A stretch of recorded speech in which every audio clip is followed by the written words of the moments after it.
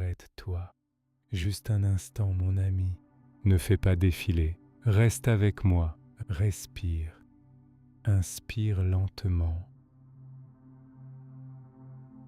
Retiens un peu l'air dans tes poumons et expire encore plus lentement, comme si tu déposais enfin un poids très lourd que tu portes sur tes épaules depuis bien trop longtemps. Ce que tu ressens en ce moment, cette lourdeur qui serre ta poitrine, cette fatigue qui descend jusque dans tes os, cette tristesse sourde et persistante que tu n'arrives même plus à nommer. Ce n'est pas une simple fatigue passagère. Ce n'est pas juste le résultat d'une semaine chargée ou d'un mois difficile. C'est bien plus profond que ça.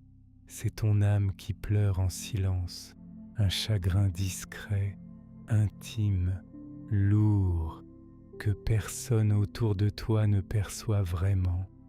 Tu continues à sourire pour ne pas inquiéter les autres.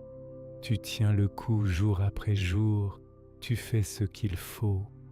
Mais à l'intérieur, une petite voix épuisée et brisée murmure avec une douleur sincère: je ne sais pas combien de temps je vais encore pouvoir continuer comme ça. Je suis tellement fatigué, je n'en peux plus. Et pourtant, écoute-moi attentivement. Aujourd'hui, quelque chose est en train de bouger dans l'invisible. Je le sens et je crois profondément que toi aussi, tu commences à le sentir au fond de toi. Ce n'est pas bruyant, ce n'est pas spectaculaire, c'est très doux, presque imperceptible, comme une vieille porte rouillée qui, après des années de silence, commence enfin à s'entr'ouvrir, laissant passer un premier rayon timide de lumière dans l'obscurité où tu te trouves depuis si longtemps. Ce message n'est pas arrivé par hasard dans ta vie. Il vient te rejoindre exactement là où tu es en ce moment, dans tes nuits sans repos, dans tes pensées qui tournent en boucle sans jamais s'arrêter, dans cette fatigue étrange et profonde que même le sommeil le plus long ne parvient plus à soulager. Tu te couches le cœur vide et lourd, et tu te réveilles avec cette sensation d'avoir combattu seul, dans l'ombre, toute la nuit. Cette lassitude te suit partout, elle rend tes choix difficiles, elle ralentit tes pas, elle fait trembler tes rêves les plus chers. Tu n'es pas obligé de tout comprendre tout de suite. Il suffit juste que tu restes là avec moi encore un peu. Oh, écoute-moi avec ton cœur, mon ami.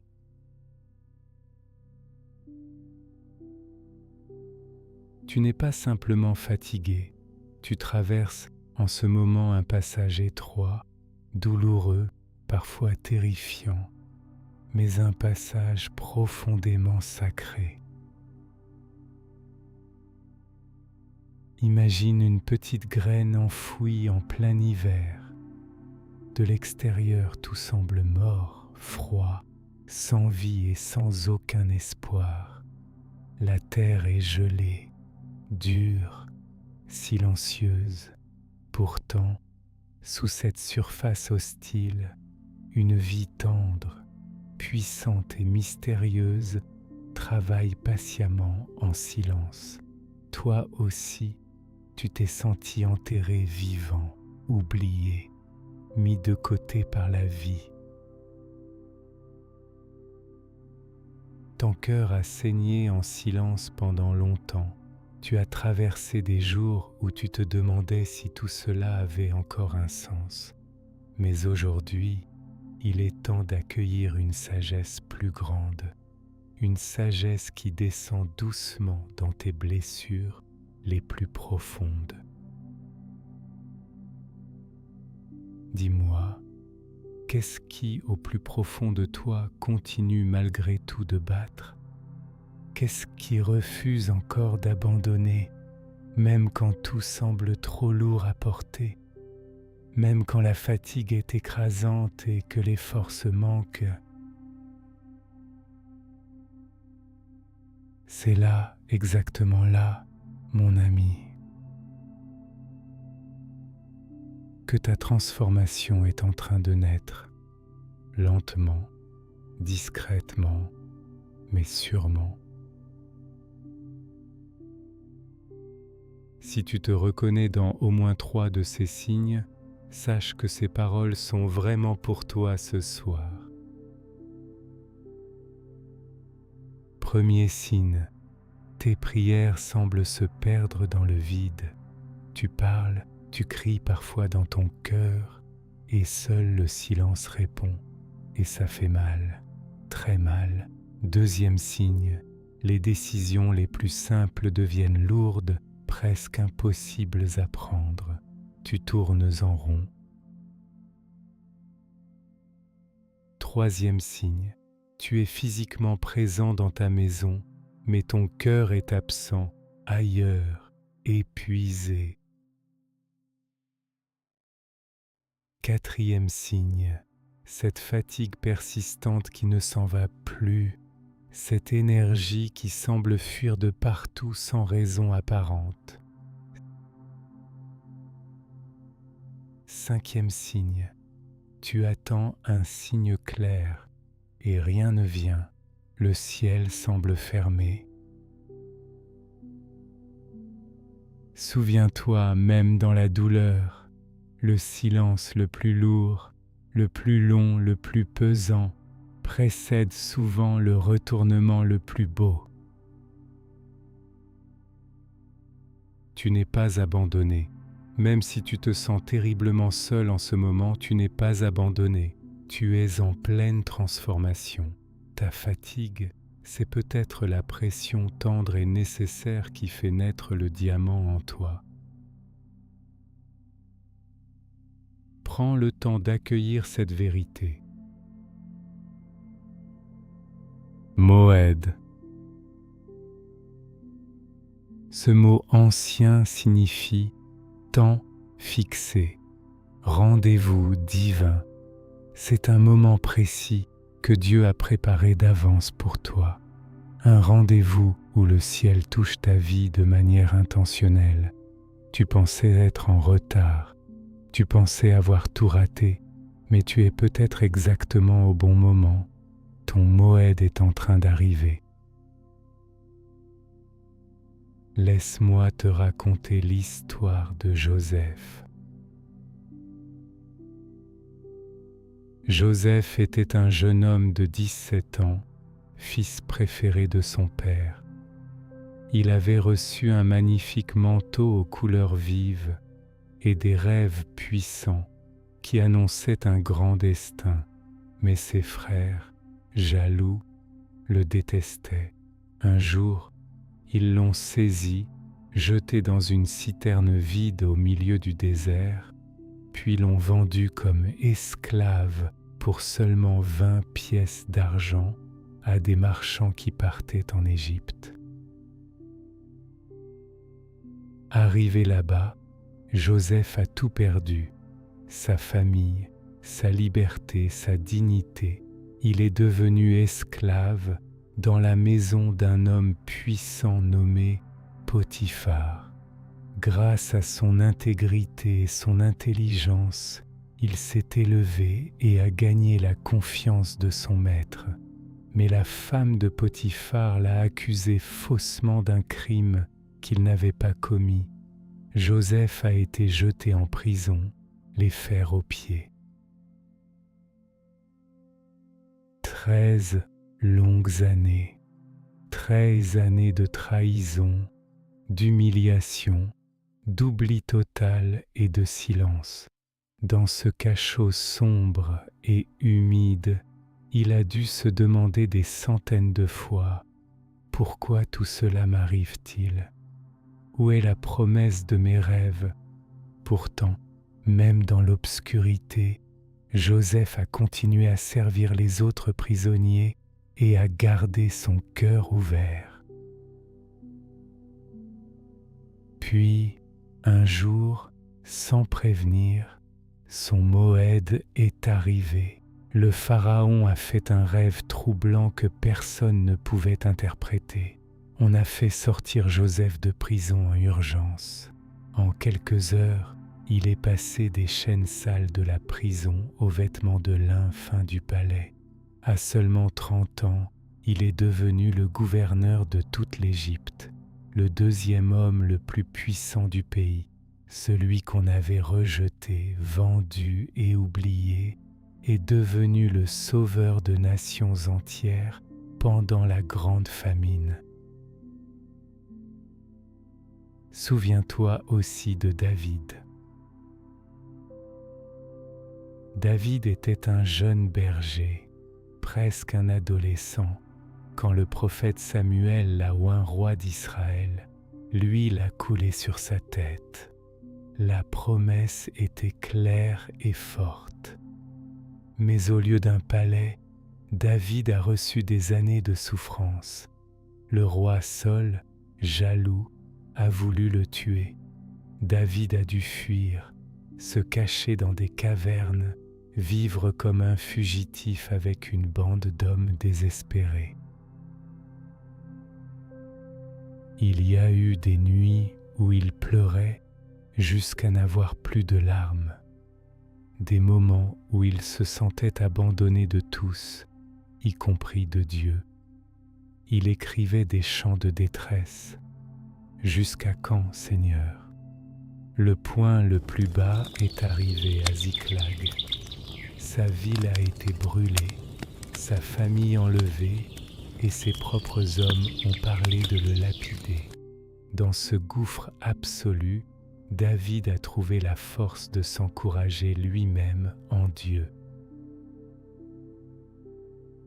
13 années séparent son onction de son couronnement. Ce n'est pas malgré le désert qu'il est devenu roi, c'est grâce au désert. C'est là que son caractère a été forgé.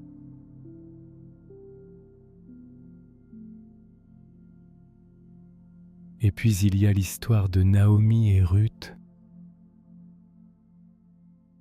Naomi était une femme qui avait tout perdu. À cause d'une famine, elle avait quitté son pays avec son mari et ses 2 fils. Puis son mari est mort, suivi de ses 2 fils. Veuve, âgée, sans soutien, elle s'est retrouvée seule avec ses 2 belles-filles dans un pays étranger. Le chagrin était si écrasant qu'elle a demandé qu'on ne l'appelle plus Naomi, ce qui signifie douceur, mais Mara, la mère. Elle disait: « Je suis partie pleine et le Seigneur me ramène vide. » Pourtant, au milieu de cette douleur immense, l'une de ses belles-filles, Ruth, a fait un choix extraordinaire. Ruth était elle aussi veuve, jeune, sans enfant et étrangère. Elle aurait pu retourner dans sa famille, se remarier et reprendre une vie plus facile. Mais elle a choisi de rester avec Naomi. Avec des larmes dans la voix, elle lui a dit ces paroles qui résonnent encore aujourd'hui. « Où tu iras, j'irai. Où tu demeureras, je demeurerai. Ton peuple sera mon peuple et ton Dieu sera mon Dieu. » Imagine ces 2 femmes brisées marchant ensemble sur une route poussiéreuse, sans savoir de quoi demain serait fait. Une fois arrivées à Bethléem, Ruth allait glaner chaque jour les restes d'orge et de blé derrière les moissonneurs pour survivre. C'est là qu'elle a été remarquée par Boaz, un homme riche, juste et respecté, parents de Naomi. Boaz a été touché par la loyauté et la bonté de Ruth. Selon la coutume de l'époque, il est devenu son racheteur, son rédempteur. Il l'a épousée. De leur union est né un fils, Obed, qui deviendra le grand-père du roi David. Ruth, l'étrangère veuve et pauvre, est entrée dans la lignée royale. Et enfin, souviens-toi d'Esther. Esther était une jeune orpheline juive, élevée discrètement par son oncle Mardochée dans l'Empire perse. Elle a été choisie parmi des centaines de jeunes femmes pour devenir la nouvelle reine du roi Assuérus, sans que personne sache qu'elle était juive. Quelques années plus tard, le puissant vizir Haman a comploté pour exterminer tous les Juifs du royaume. La situation semblait désespérée. Mardochée a demandé à Esther d'intervenir auprès du roi. Mais aller voir le roi sans y être invité était puni de mort. Esther a jeûné, prié et a pris une décision courageuse. Elle a répondu : « Si je dois périr, je périrai. » Elle s'est présentée devant le roi, a révélé le complot, et grâce à son intelligence et son courage, elle a réussi à sauver tout son peuple d'une mort certaine. La reine qui se sentait insignifiante est devenue l'instrument du salut de toute une nation. Tout ce que tu traverses en ce moment, ton hiver, ton cachot, ton désert, tes larmes silencieuses, ce n'est pas la fin de ton histoire, c'est la préparation précieuse de ton Moed. Reste ici, reste avec moi maintenant, mon ami. Ne pars pas tout de suite.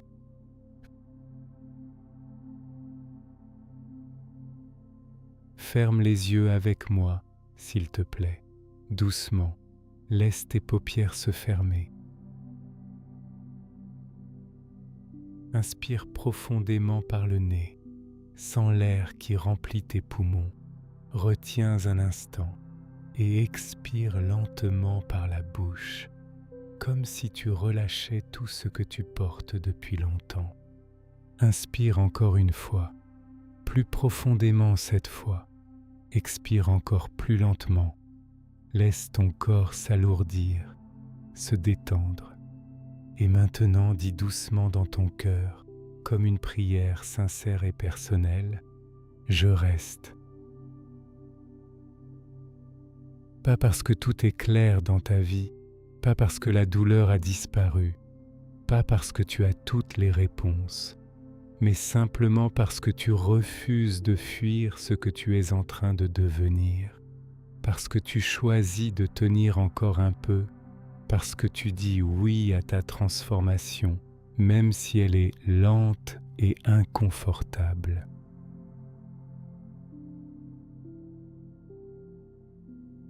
Garde encore les yeux fermés quelques instants, sens cette paix qui essaie de se frayer un chemin en toi. Même si elle est encore fragile, elle est réelle. Quand tu ouvriras les yeux tout à l'heure, le monde extérieur sera peut-être encore le même, les mêmes problèmes, les mêmes questions, la même fatigue, mais quelque chose en toi aura bougé, quelque chose aura été touché, et c'est exactement là, mon ami, que tout commence vraiment. C'est là que la nouvelle saison commence. Si ce message a touché ton cœur ce soir, je t'invite à faire 3 choses simples et belles. D'abord, écris simplement « Je reste » dans les commentaires.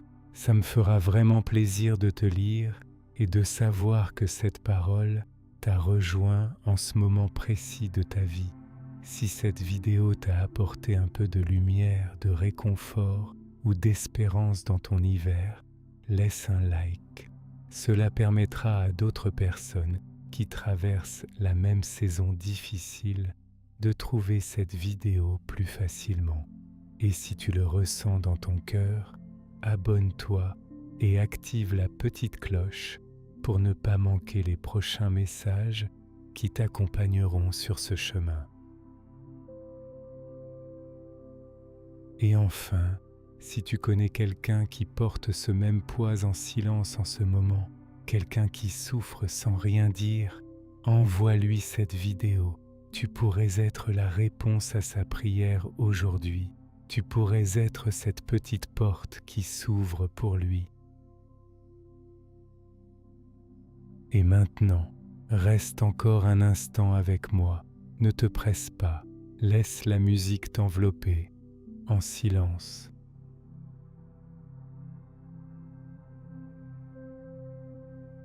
Tu n'es pas seul. Tu n'as jamais été seul, même dans les moments les plus sombres. Le Dieu qui a visité Joseph dans sa prison, qui a soutenu David dans son désert, qui a accompagné Ruth et Naomi dans leur deuil et qui a donné du courage à Esther, ce même Dieu est juste à côté de toi en ce moment.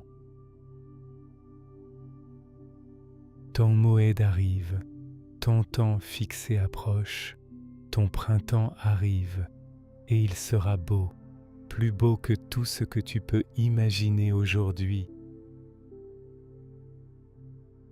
Merci d'avoir été là, merci d'avoir écouté avec ton cœur.